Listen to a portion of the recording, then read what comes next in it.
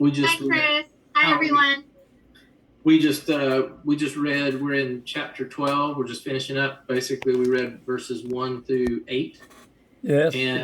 And so in verses 2 through 7, there's a lot of imagery, right? So what are a couple? I'm just kind of going off Jim's notes here. What are a couple of these images, and what do they symbolize? It's kind of poetic language, right? Mm-hmm.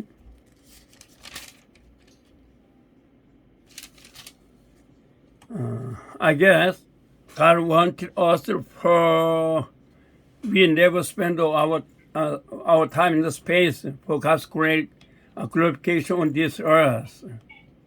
Yes, as you know, many young men spend their time, because of they did not believe in Jesus Christ, and they pleasure of the lust of this world. The lust of flesh and the eyes, and proud of their boasting on this earth, but the word of God. And so Solomon warns us, never spend all your time and space when you are young, I guess. Yeah, that's a good thought.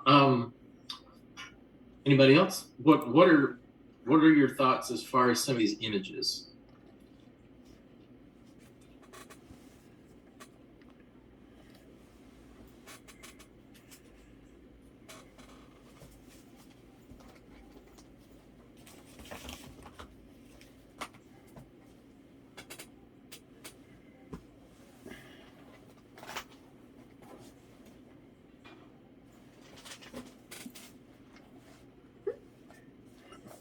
I'm sorry, but Ecclesiastes has been really hard for me. Yeah, it's a little bit figurative, right?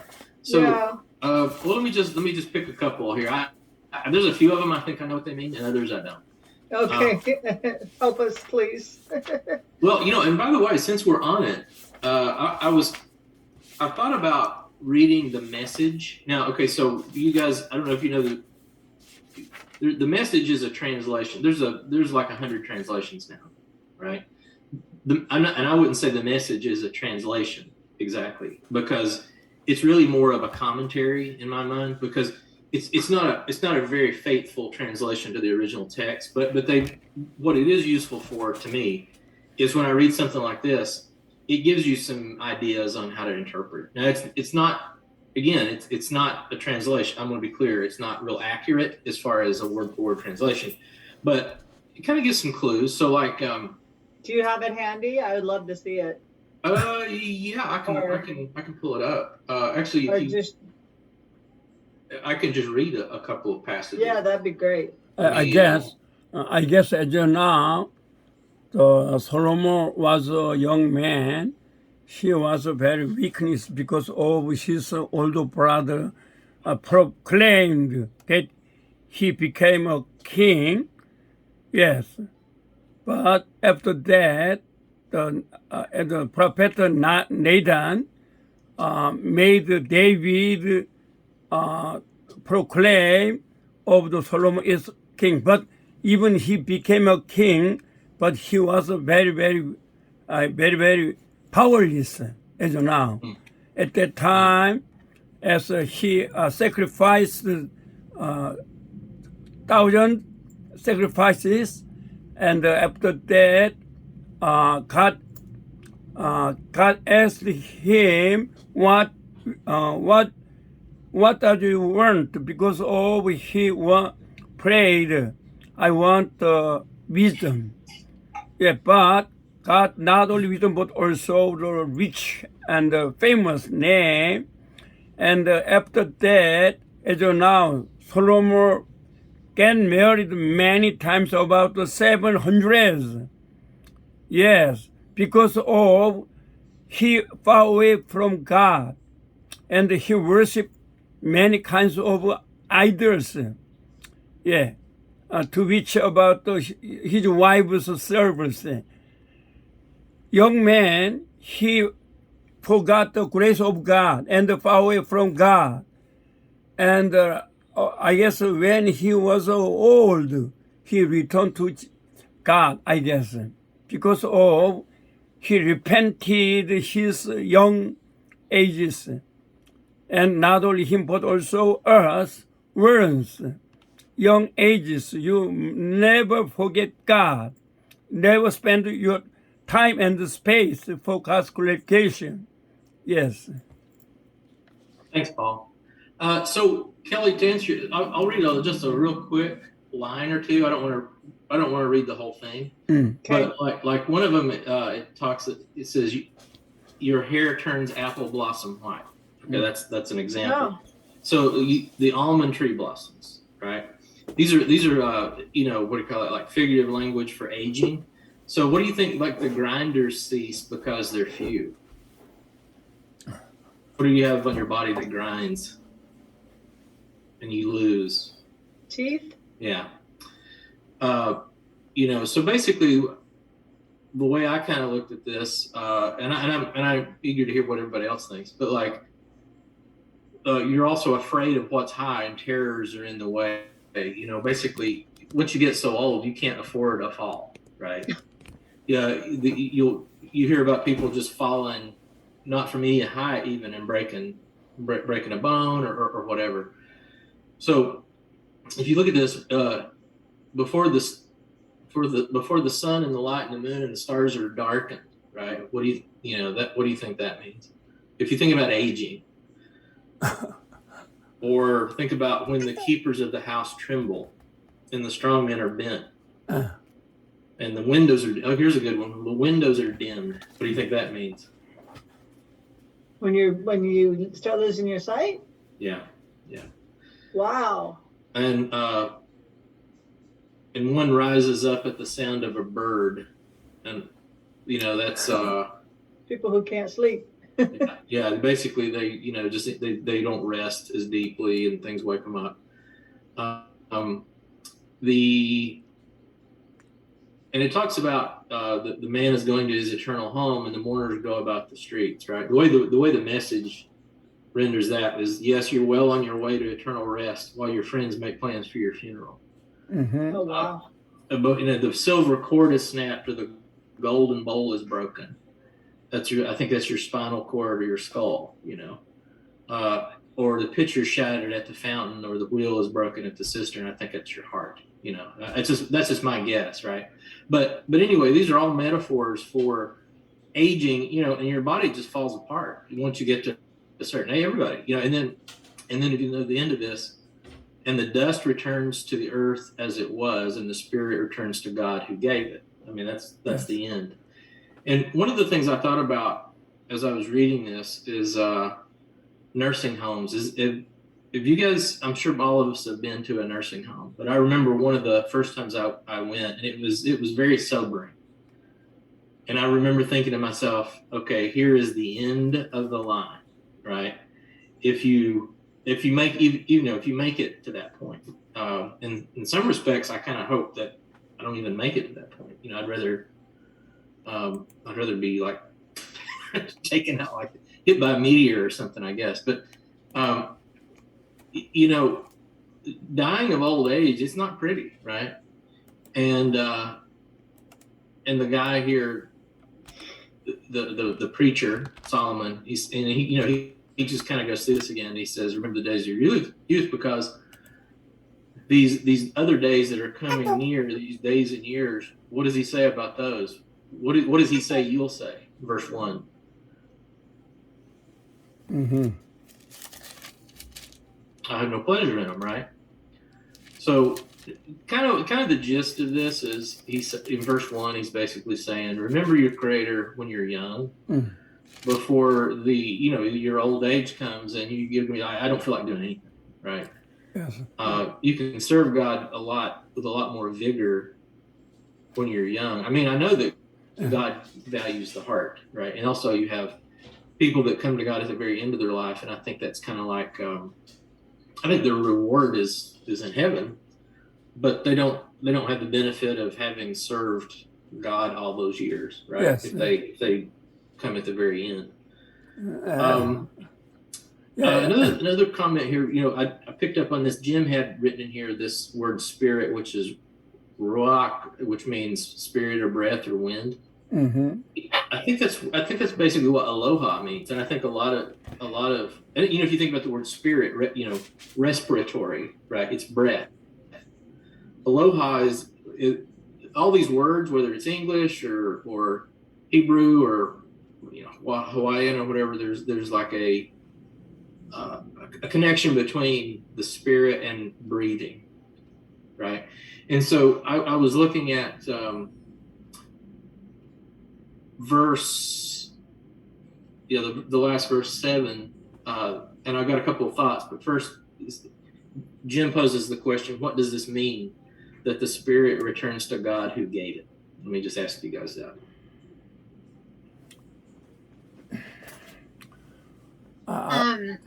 I think I kind of want to share my opinion, if that's okay. Mm-hmm. So I'm really like observant, and I notice,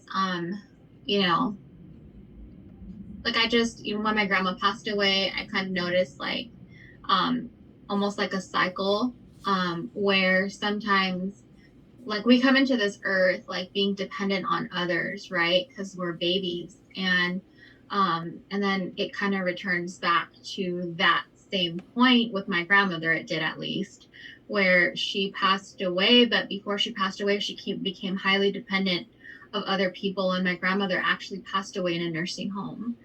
And she was fortunate to have a family like us who would visit her often and take her out and just check up on her all the time. And unfortunately, it was a time that we weren't there, and it happened, at night, and they found her in the morning and she had fallen. And but I noticed that pattern, like my grandmother was born into this life dependent on other people, and she actually left in that same way. Like towards the end of her life, like she became dependent. And here they're talking about, from the dust of the earth, like in the Bible it says that that's how God formed Adam, right? How he formed man. And when we die, our bodies go back into the earth, and it doesn't just happen with human beings, it happens with everything on this planet, like the animals and stuff. And there's just this cycle of life that happens, and I think it's the same way with the spirit. Perhaps we're not very knowledgeable about spiritual things or how they operate completely, but we do know that we have a spirit, and we do know that God put that spirit into us somehow at some point. And when we die, our bodies go back to the earth, and our spirit returns back to the eternal component of who we are, or the spiritual aspect of who we are, which is back to our Creator. Mm-hmm. Yeah, that's really good, Natalie. And if it's okay, I'd like to read something.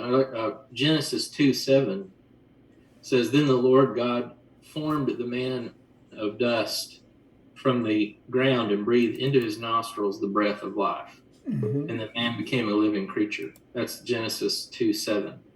And then later on, when after the man and woman had sinned and God was handing out punishments, in Genesis 3:19 he says, "By the sweat of your face you shall eat bread till you return to the ground, for out of it you were taken, for you are dust, and to dust you shall return." And it's interesting that for a lot of years, centuries, scientists didn't think, the if you can call them scientists, the people, the materialists of the world, they didn't think that the flesh was dust, as I understand it. I mean, I believe they believe there were 4 elements or something that made up the human body. It was like it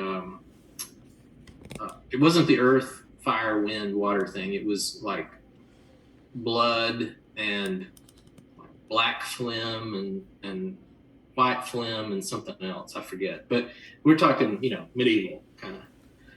But what science actually knows now is that our bodies are basically kind of like dust, right? We're just it's a lot of water and I think about $20 worth of chemicals. We're really our physical bodies are, the materials are real simple. It's just basically dust, and I don't think that's interesting that's been kind of corroborated, right? Of course, the miracle is the organization, the pattern of our bodies, and we know that's from God, and we know our spirit is from God. Mm-hmm. So yeah, and and he concludes it here, like with the same thing that he opened the book, right? Vanity of vanities, all is vanity. So what do you guys think about that assessment? Vanity of vanities, all is vanity. Do you agree with it, or what is your assessment? Having gone all the way through the book, because this is kind of getting into the closing after this.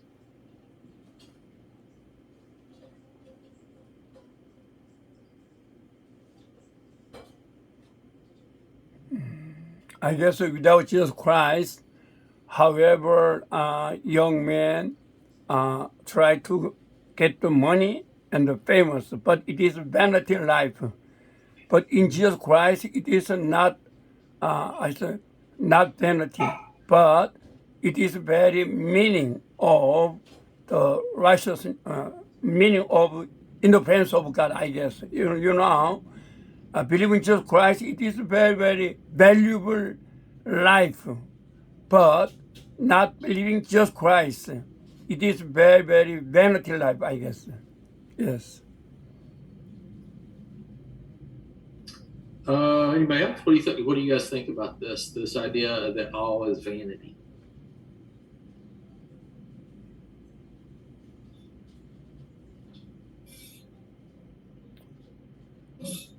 Chris, I was just thinking that like sometimes we get so focused on the here and now, so verses like this are really good for myself as well, to remind you're never going to be and have the same day again, and life will way. So if you think of it that way, it feels like vanity because it's just going to go away eventually, but it's a good reminder.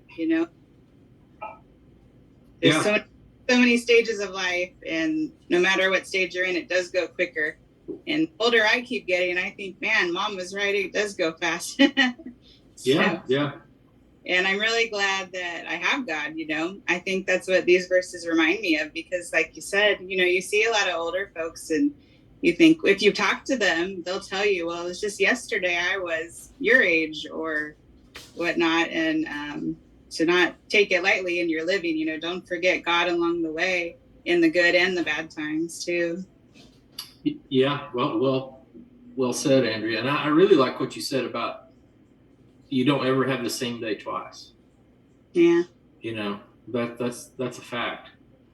And then, when you get some time in, you start to look back and it's like, man, I wish I could go back and relive that day, or that time in my life. But yeah, you don't. I think it struck me when I was, I don't know, it was some decade of my life, like probably when I was 19, turning 20. It's like I will never be a teenager again, right? It just seemed weird. Mm-hmm. Because I grew up in a time where you could watch a movie and you could rewind it, right, and watch it again, and it's almost like you should be able to do that with life. But no, I mean you're moving. The train is moving, right? Yet it's not going back. And now I'm 51, and I'm in a sense, if you understand what I mean by this, I'm closer to 60 than I am 50, because I can't go back to 50, even though that was only a year ago. Right. 60 will happen if if I'm around that long. But yeah, anyway, it's kind of odd. I'm probably being a little bit trite, but it's just kind of one of those things that strikes you. It's like, yeah, you can't go back, and it's not like a movie, like you can rewind it and go back and watch some of it again. But yeah, another thought I had about this, just about these passages, verses 2 through 7. This idea that we kind of break down, right? Our physical bodies and stuff, they just kind of deteriorate over life, and that's kind of sewn into everything. And was it always supposed to, from the beginning, from the creation, was it going to be like that? That's a question for you guys. Tell me what you think. This idea that the keepers of the house tremble and the strong man. This is your body, right? Your grinders are few. The windows are dim. You're not seeing. You're losing your vision. You're starting to lose your strength. You're starting to your members tremble, that kind of thing. Your hair gets white. That's the almond tree blossoming, I think. And then your body, it's just nothing good comes after a certain age, right? So the question, let me ask it again, is, was that really the plan that God had from the beginning? You mean before sin, before Adam and Eve sinned? Right. Adam and Eve. That's a great question. I think we know so I want to hear what you guys think about that.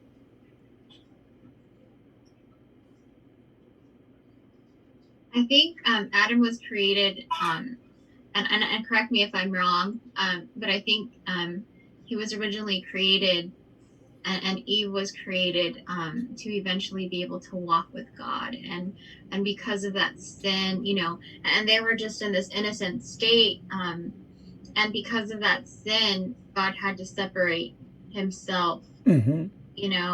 because it's sin and God cannot dwell in darkness. And so I think originally perhaps that wasn't the plan, but then at the same time, people say that it was God's plan for Adam and Eve to sin, or else we wouldn't have the ability to learn and grow. And I'm not really sure. I don't know. What do you guys think?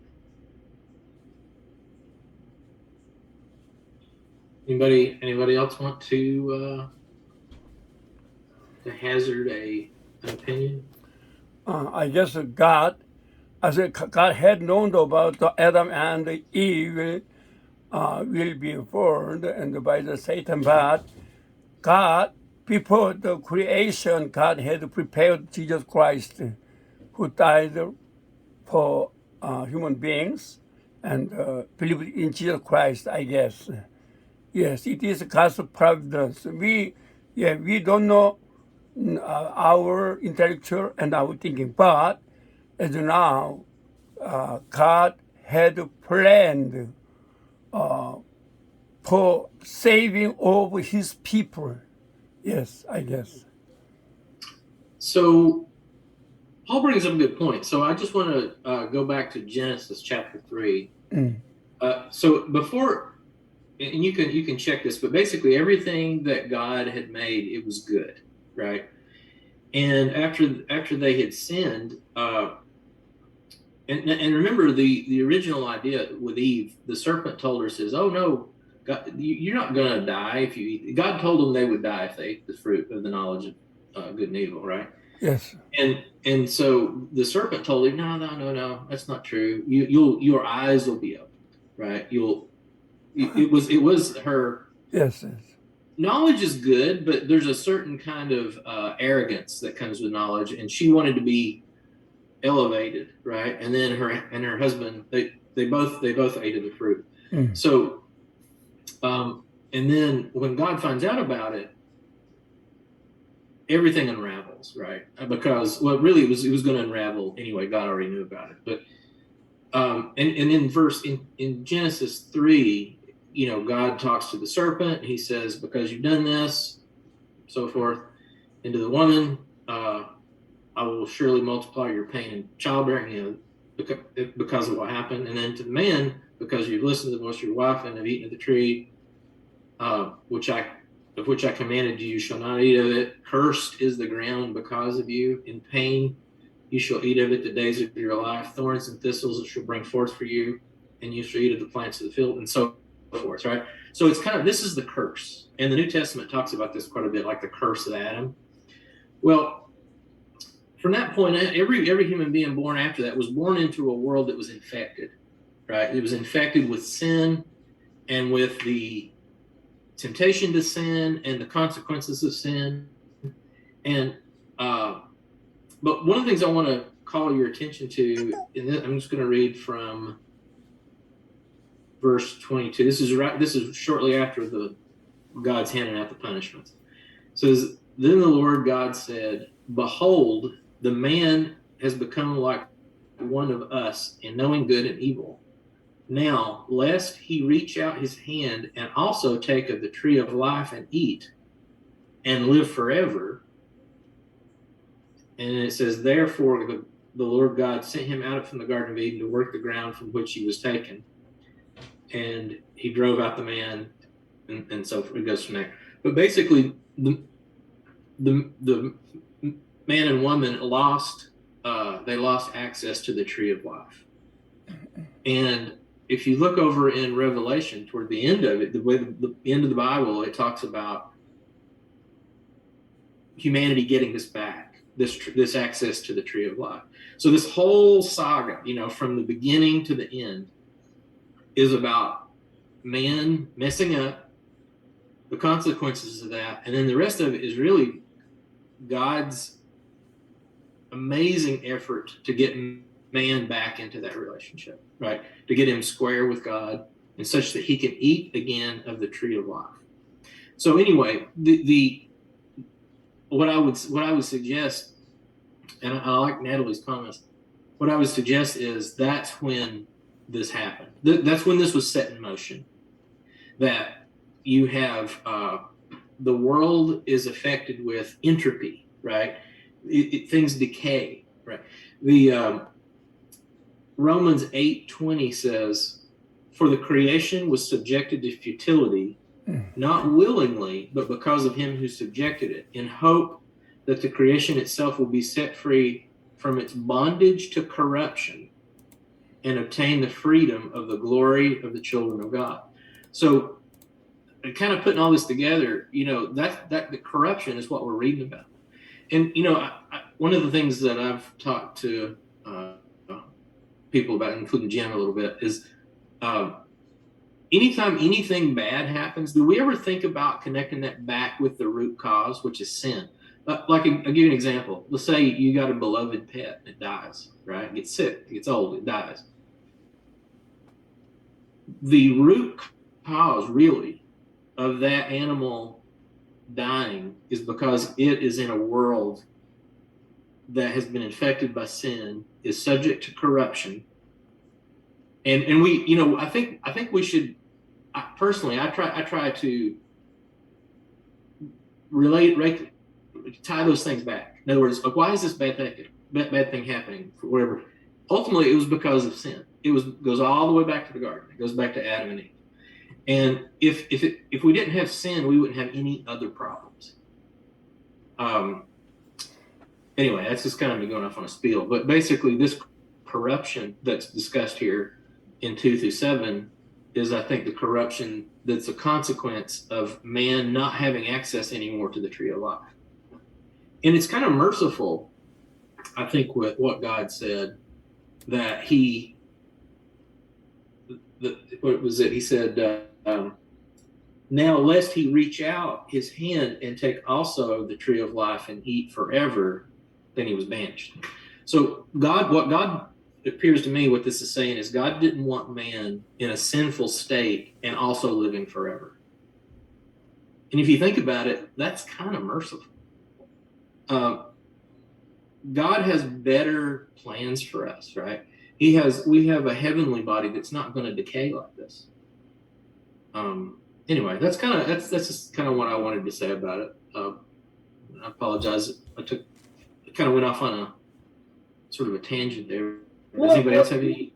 Well, that's a good point, though, Chris, because if we live forever in this state, then we're never going to make it to his eternal life. Right. Yeah, and we're going to get a body that is glorious. Now, I don't know what it'll be. I don't know exactly what it'll look like. I don't know. But we are promised a body, right? Like a heavenly body, the one that's not good. And again, in Revelation, let me look that up. Tree of life. It's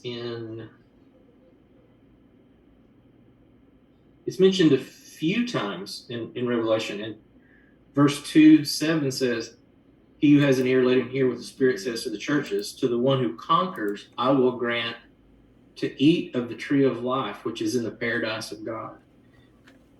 Revelation chapter 22 is where it appears the most. It says, through the middle of the street of the city, also on either side of the river, the tree of life with its 12 kinds of fruit, yielding its fruit each month.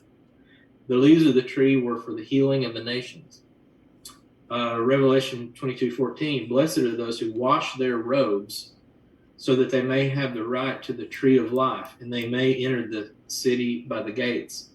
And then a few verses later it says, and if anyone takes away from the words of this book of prophecy, God will take away his share in the tree of life and in the holy city, which are described in this book. So it's this amazing arc. You know, if mankind listens to God and obeys God, he's going to get back. I don't know if it's exactly the same, but he's going to get back into a good relationship with God and the tree of life. And you're going to have a body that doesn't do these things, right? It doesn't decay. You don't get old and get bent over and, you know, worry about falling and, you know, all these other things. I mean, we live a pretty short life, really. I mean, in the, you know, Adam and back in the Old Testament, those first so many generations, you know, they lived 800, 900 years, but that's gone down. You know, there's actually a passage in there somewhere where it talks about the life expectancy. He says, you know, so-and-so, and he lived so many years, and then he begat so-and-so, and he lived so many years. And if I remember right, there's a place where you can kind of see the life expectancy coming down.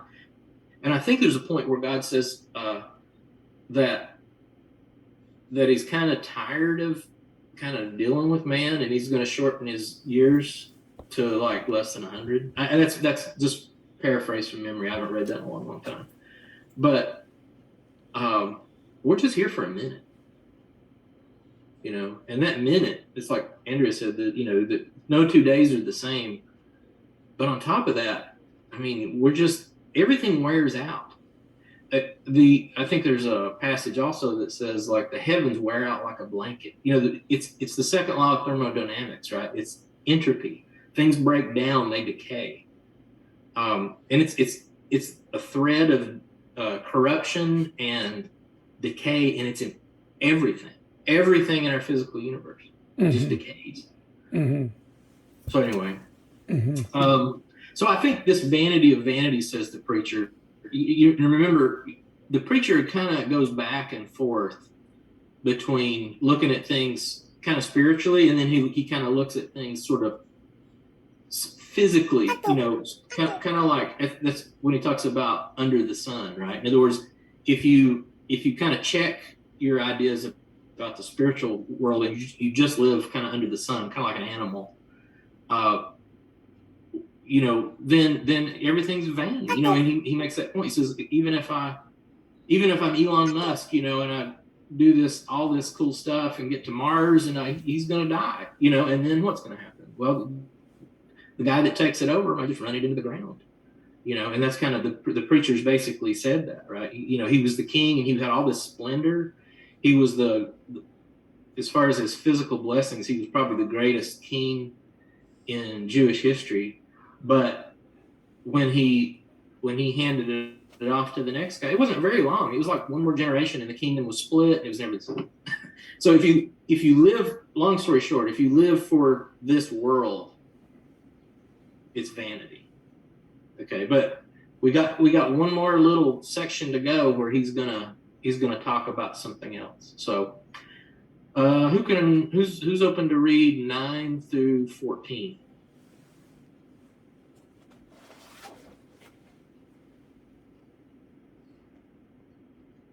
I will. Okay, go ahead, Kelly. Besides being wise, the preacher also taught the people knowledge, weighing and studying and arranging many proverbs with great care. The preacher sought to find words of delight, and uprightly he wrote words of truth.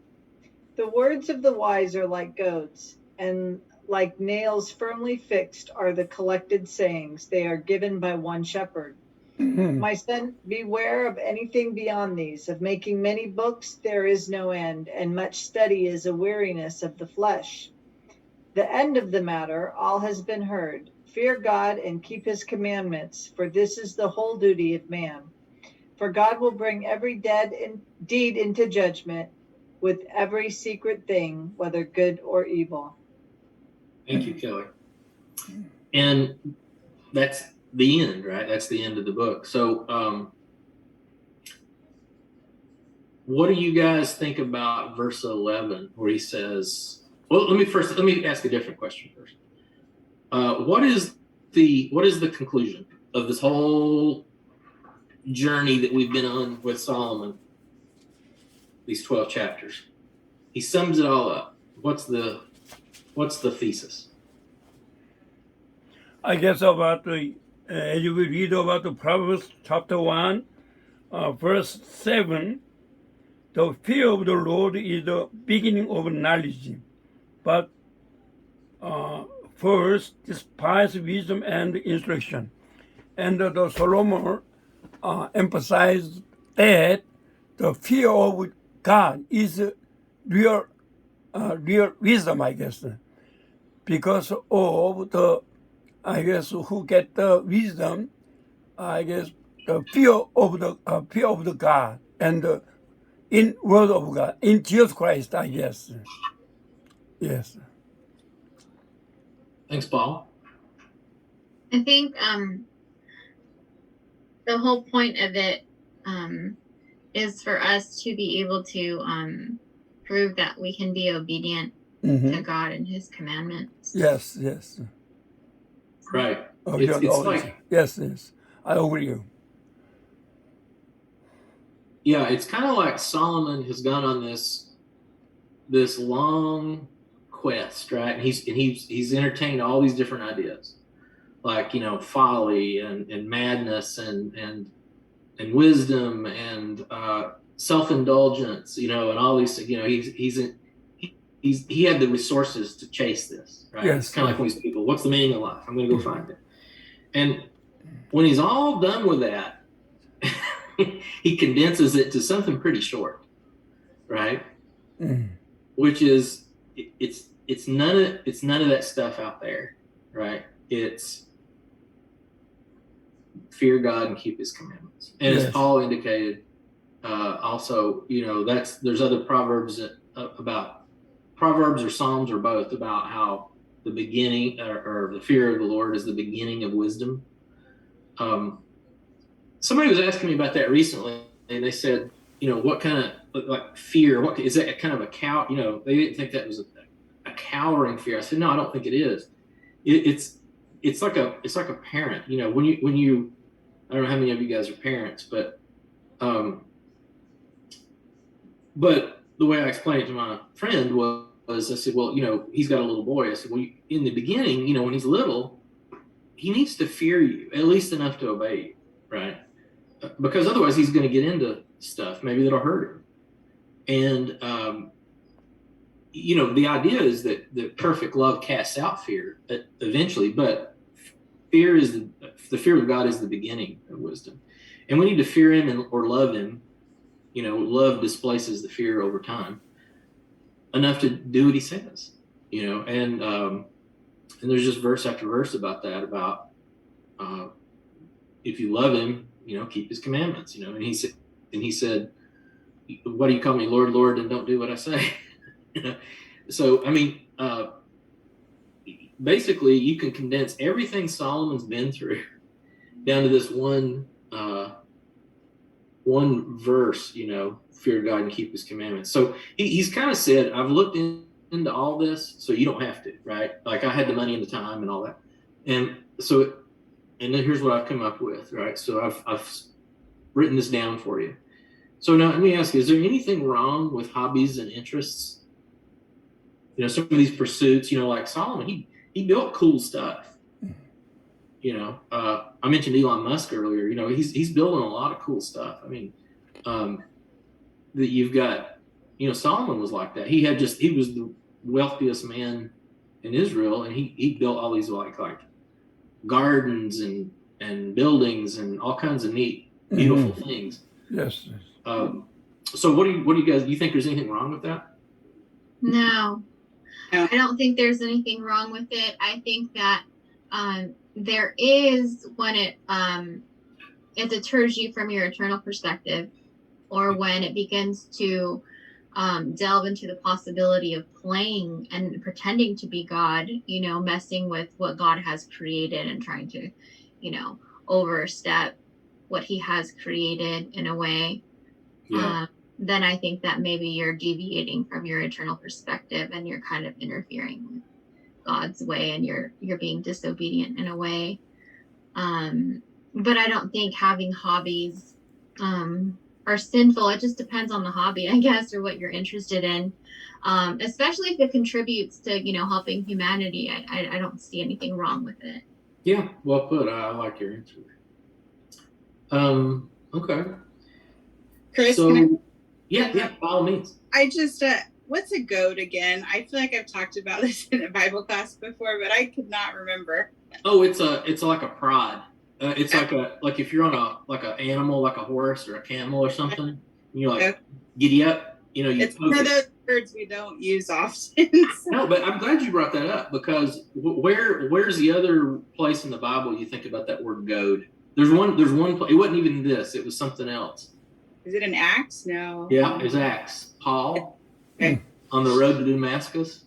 Yeah, that's And he had the vision. You remember? He met Jesus. He had been persecuting the church. It was Saul, and he was on his way to Damascus, and it was like a blinding light, and he could hear the voice, and he said, "Saul, Saul, why do you persecute me?"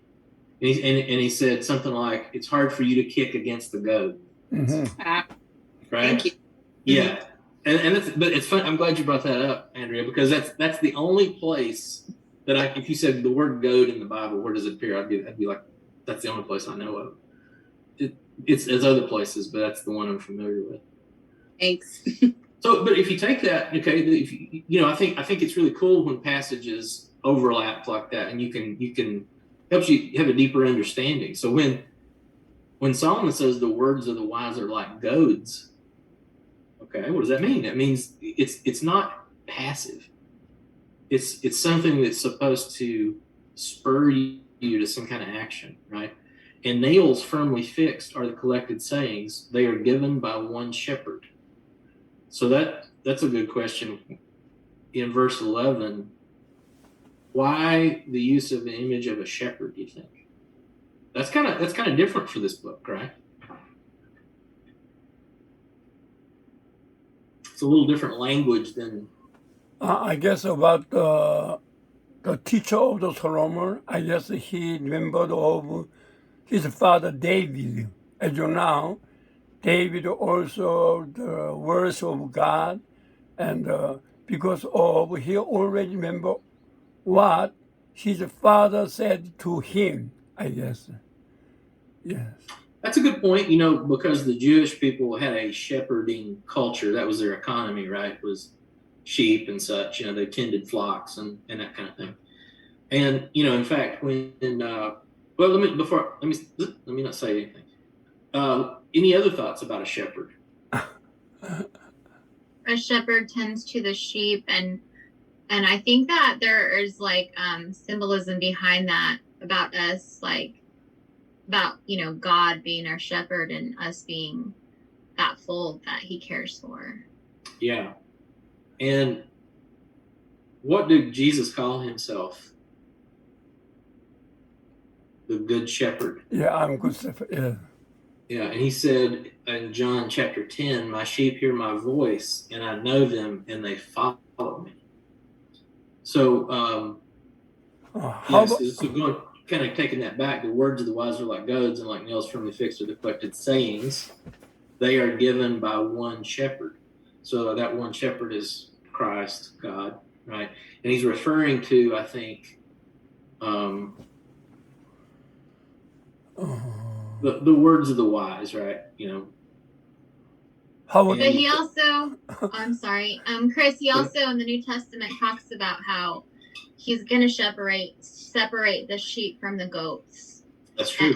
And that's kind of why I think this is important, because it's important to keep that eternal perspective, because God will make that separation just like he did with Adam and Eve. In the end, he is still going to make that separation because he cannot dwell in darkness. And that's where he gives us that free will and that choice to be able to live to his standard and to be obedient. He even gives us the example of Satan, where Satan fell, right? And he gives us the example of where he decided what he decided to do, because he wanted to take over God's title or position at one point. And he gives us examples throughout the entire Bible, and he continuously says, to obey him and to keep his commandments. And I don't think he does that to restrict us. I think he does it because he knows that it's safe. It's going to keep Absolutely. Yeah. That's a really, really good point now. How about we think about the prophet Nathan as you now commit the sins of David, and as you now, instead of God, Nathan came to the David and he rebuked him the word of God. Yes, I guess he is a wise man. Yes. And I also Solomon remembered about the Nathan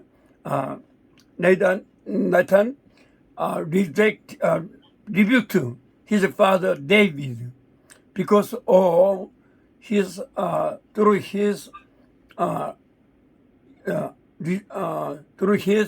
rebuking, and David returned from the sin to God, I guess.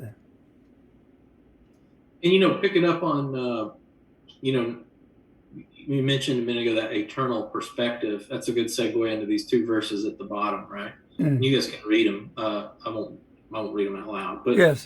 From 2 Corinthians and from Colossians, they're talking about fixing our eyes on what's not seen, or setting our minds on things that are above. It kind of goes back to this idea of, all right, if you're going to sum up Ecclesiastes, it's kind of like, well, if you're just going to be looking at things below, if you're going to look at the world, if you're going to look at the life under the sun, well, yeah, it's all vanity.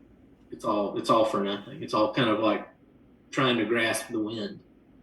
But we're not. But the idea is, the whole point of this book is, don't do that, right? You look at what's not seen, things that are above, right? That's not vanity. When he says vanity of vanities, all is vanity. He's talking about earthly perspective, right?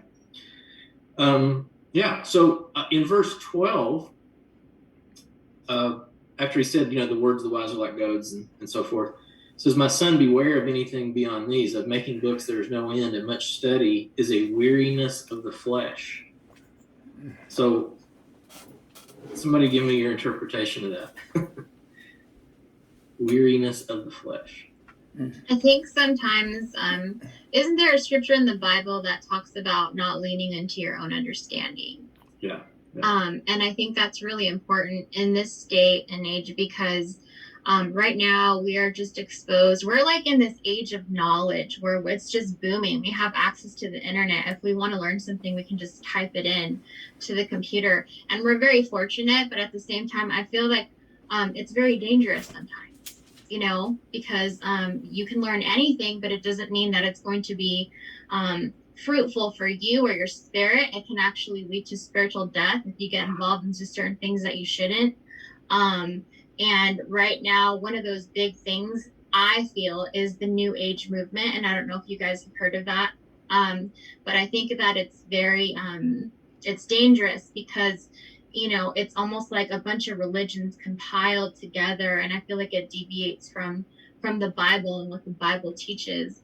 But everybody has the right to believe in what they want. I just think that it leads into confusion, and I think that people have fallen from the truth in a way. Yeah, thanks for that, Natalie. And I think that because of this proliferation of knowledge, you have a lot of people with the under the sun perspective, right? It's kind of like what you were saying about leaning not on your understanding. A lot of people are not only leaning on their understanding, they're writing a book about their own understanding, right? You got go. I mean, man, just go to a bookstore.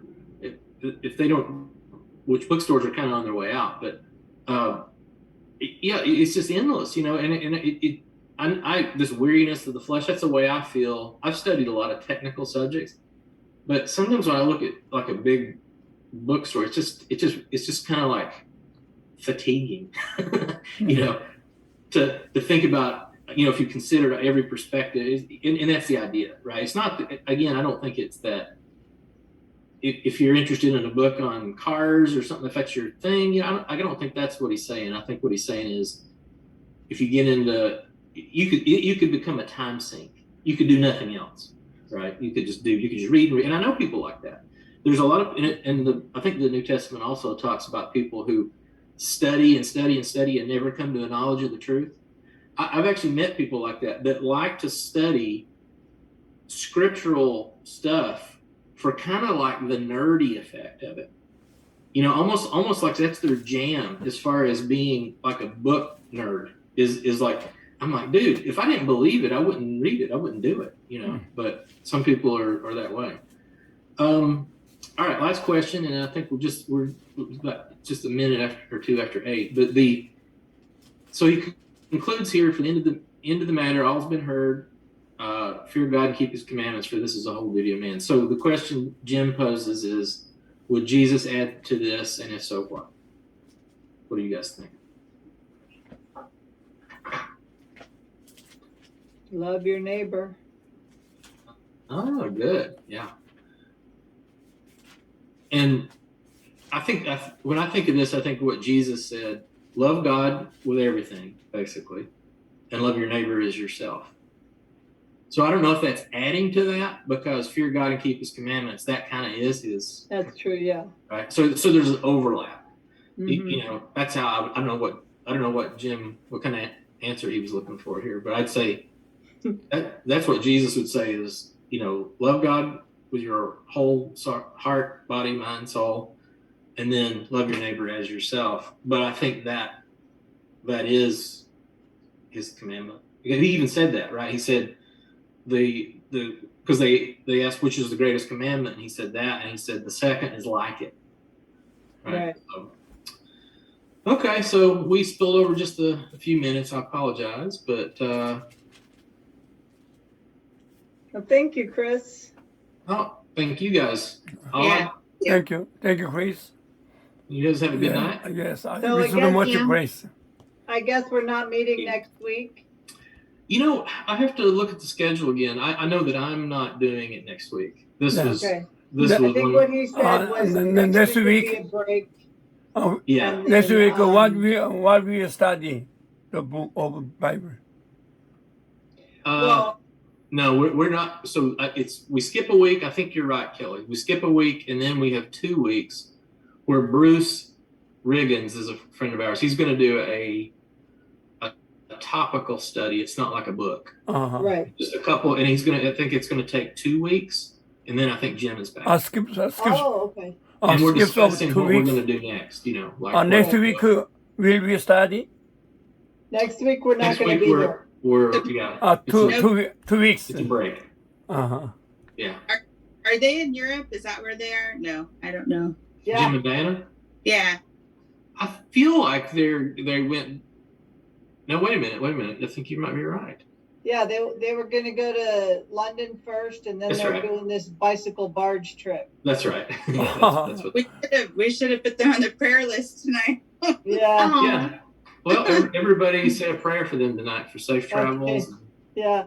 Actually, I think they're on a plane right now. Oh, That's okay. right. So it's break week next week. Let me repeat it again. And then it's Bruce for 2 weeks, and then it's Jim again. Is that right? I think so. Okay. Yeah, that's what I understood. In May. Wait, is that okay? Gotcha. Yeah, I think that's right, Andrea. But let me. No worries. It's Yeah. okay. It just kind of watch the meetup space. Yeah. And yeah. Okay. Well, thank you, Chris. I enjoyed your class. Thank you. Yes. Well, thank thank you, guys. you. Thank you. Good Have a comments. good night. Good Good night, night. everybody. Good night. Korean is good morning. Yeah. Happy Friday, Paul. Yes.